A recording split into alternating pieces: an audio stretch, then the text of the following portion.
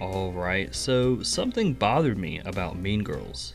It tried to give us a feel-good ending, but it could only do that by rolling credits too soon.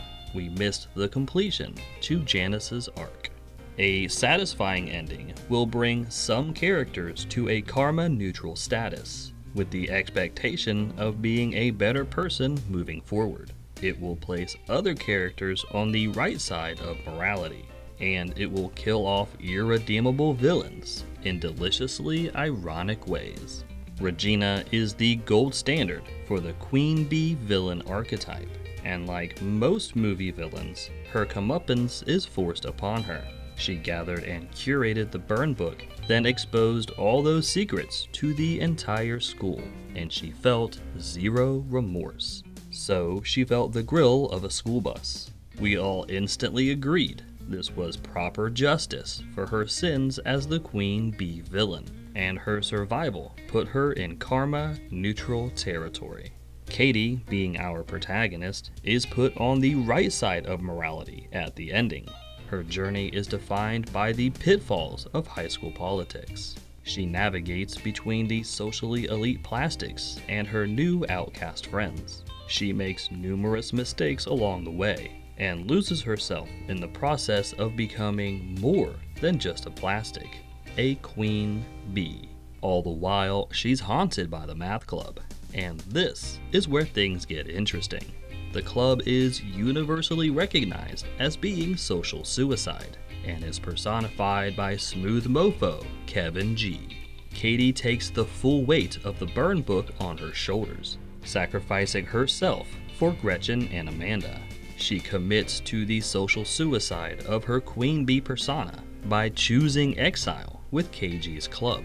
Granted, she is rewarded with a socially active and happy ending, but it was her sacrificial decision that put her back on the right side of morality.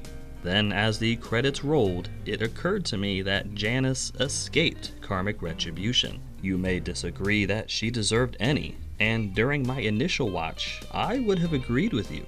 However, I started overthinking it. Damien confirms for us that Janis was a plastic, and Regina admits that she booted Janis from the group. If she had gotten over the pain and betrayal, she wouldn't have needed to suffer karma, but she couldn't leave well enough alone. Janis recruited Damien, her version of comic relief Amanda. She recruited Cady, her version of useful pawn Gretchen, and she formed the outcast version of the plastics. Janis manipulated Cady to gather secrets on Regina, just like Regina manipulated the plastics to gather secrets on everyone. Janis rejected Cady for becoming the very thing she trained her to be, just like Regina rejected Janis for being too obsessed with the queen bee. And she was in the process of rejecting Gretchen for the same thing. Regina revealed the burn book and put the blame at Cady's feet. A few hours later, Janis revealed the plot to destroy Regina, and she put the blame at Cady's feet. Janis is the emo queen bee. Furthermore, her ability to operate virtually undetected proves that she is more manipulative than even Regina, the gold standard queen bee villain. And if we all agreed that Regina deserved karmic retribution, then certainly we doomed Janis too. And while it appears that she escaped the movie without paying for her sins, there's still the case of Kevin G.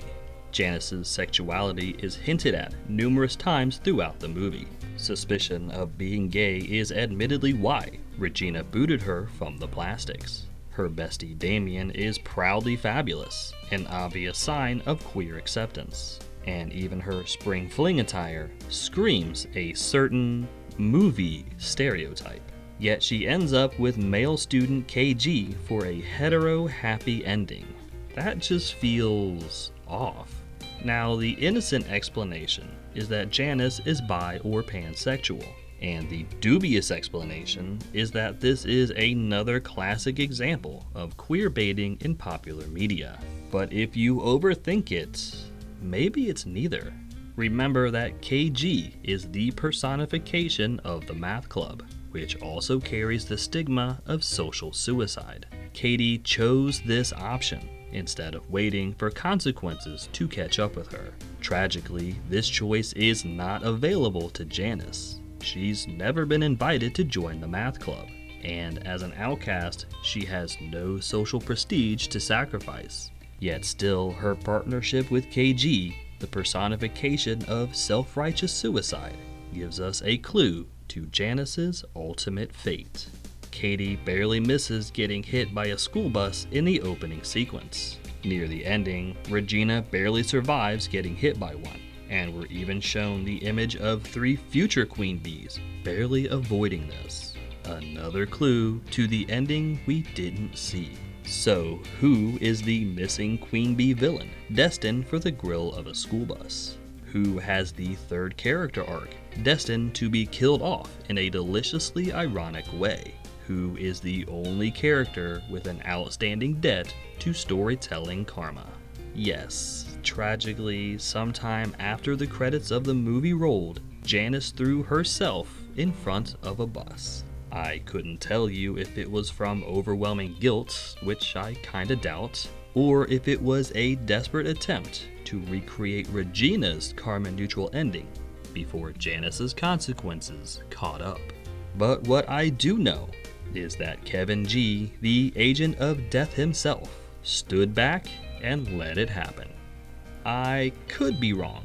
Maybe I'm just overthinking it. Maybe Janis really is the karma-neutral victim of homophobic Regina, and KG really is just owning his role within the high school political landscape. But I kinda like my theory better, so I'm rolling with it. Until next time, keep reading between them lines. Hey, are you subscribed? Would you kindly like and maybe comment on this video, and maybe a couple others on the channel too? I would greatly appreciate it. Thank you so much for your time.